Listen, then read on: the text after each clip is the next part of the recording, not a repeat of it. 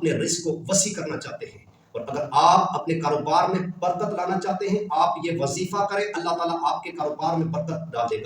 بسم اللہ الرحمن الرحیم۔ السلام علیکم ورحمۃ اللہ وبرکاتہ۔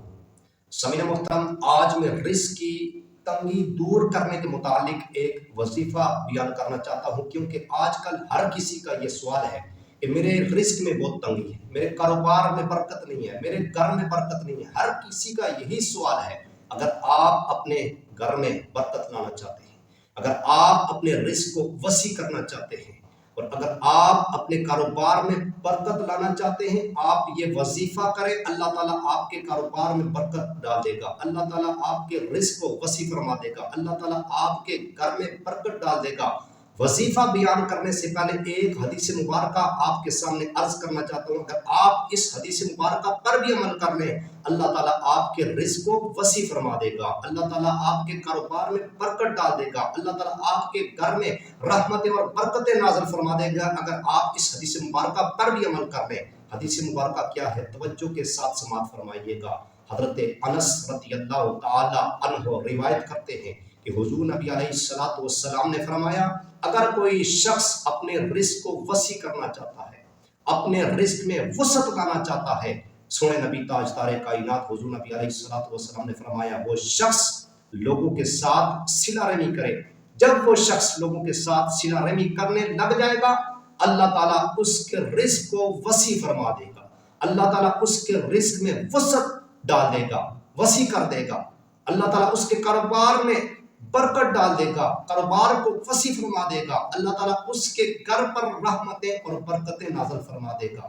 سامعین محترم، اب وظیفہ توجہ کے ساتھ سماعت فرمائیے گا۔ وظیفہ قرآن پاک کے اندر موجود ہے۔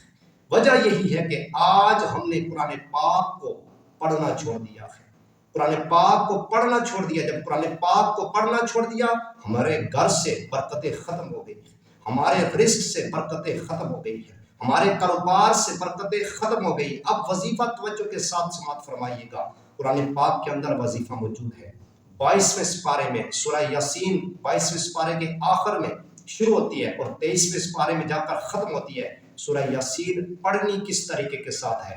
کسی بھی نماز کے بعد اگر بندہ سورہ یاسین بسم اللہ الرحمن الرحیم پڑھ کر شروع کرے، اور سورہ یاسین کے اندر 7 مبین ہیں، 7 مبین ہیں، اور پڑھنی اس طریقے کے ساتھ ہے، جب سورہ یاسین بندہ پڑھنا شروع کرے گا، جب شروع کرے گا اور جب پہلی مبین پر پہنچے گا، پھر سورہ یاسین کو یاسین سے پڑھنا شروع کر دے، پھر شروع سے پڑھنا شروع کر دے۔ جب دوسری مبین پر پہنچے گا، پھر جو ہے نا شروع سے پڑھنا شروع کر دے، اور جب تیسری مبین پر پہنچے گا، پھر جو ہے نا سورہ یاسین کو شروع سے پڑھنا شروع کر دے۔ اسی طرح 7 مبین جب وہ مکمل کر لے گا، سورہ یاسین کی جو ہے نا تلاوت کر لے گا، تو سورہ یاسین کی برکت سے اللہ تعالیٰ اس کے رزق کو وسیع فرما دے گا، اللہ تعالیٰ اس کے رزق میں وسعت عطا فرما دے گا، اللہ تعالیٰ اس کے کاروبار میں برکت ڈال دے گا، اس کے کاروبار کو وسیع فرما دے گا، اور سورہ یاسین پڑھنے کی وجہ سے اللہ تعالیٰ اس کے گھر میں رحمتیں اور برکتیں نازل فرما دے گا۔ سامعین محترم، دعا ہے اللہ رب العزت کی بارگاہ میں کہ اللہ تعالیٰ ہم سب کے رزق میں، ہم سب کے کاروبار میں، ہم سب کے گھروں میں اللہ پاک اپنی رحمتیں اور برکتیں نازل فرمائے۔ وما علینا الا البلاغ۔